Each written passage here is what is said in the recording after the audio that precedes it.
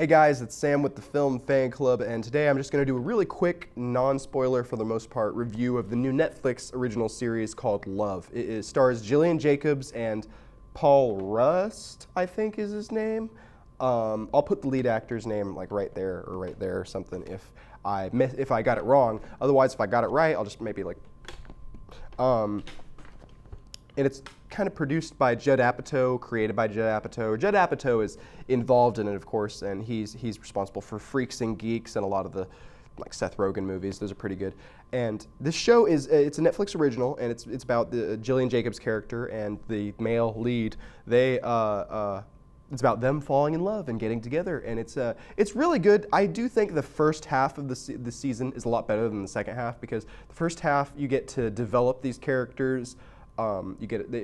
These characters, they don't meet each other until the end of the first episode, which is a very smart, innovative tool that I thought, because I found myself actually caring about the male lead and caring about the female lead and wanting to see how their lives work out before I even wanted to care about how they got together. Which kind of brings me to the negatives, because it gets me to care about how they get together, and then the show doesn't really go past that. It just constantly is like, okay, will they, won't they, will they, won't they, are they going to get together, are they going to be able to be a boyfriend and girlfriend? But it doesn't ever really show them as a boyfriend, girlfriend making it work. It just kind of seems like it's because minor spoilers, in a show about love with a male and female lead, they do get together. But I know, big, huge shock, right? But then as soon as they get together, it seems like, whereas in the first half it was like a slow burn and getting to that, and in the second half of the series, whenever they get together, the problems just start coming like that. There's constantly, they can't even make anything work as a relationship, as a couple. And I thought that was really heavy-handed, and it was very quick.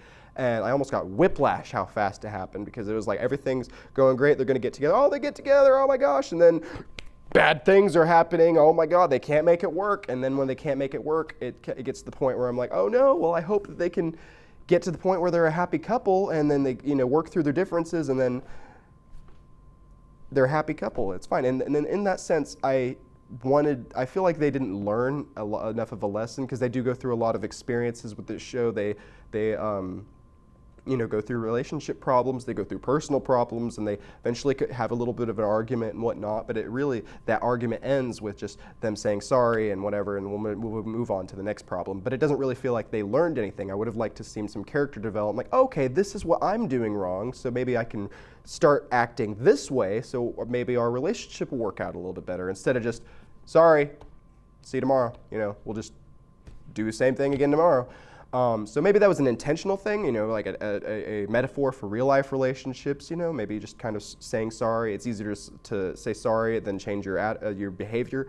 But I don't know. I would have liked to, from a story, as a viewer, I would have liked to have seen these characters grow a little bit more once, because they develop them at the very point, but I don't feel like there's a huge difference in the characters at the beginning of the show and at the end of the show. And I feel like that's my main point, is that they kind of remain stagnant and not dynamic as much as I would like them to. Sure, they get in a relationship and they are different people from like an external aspect, but I would have liked to have an internal change.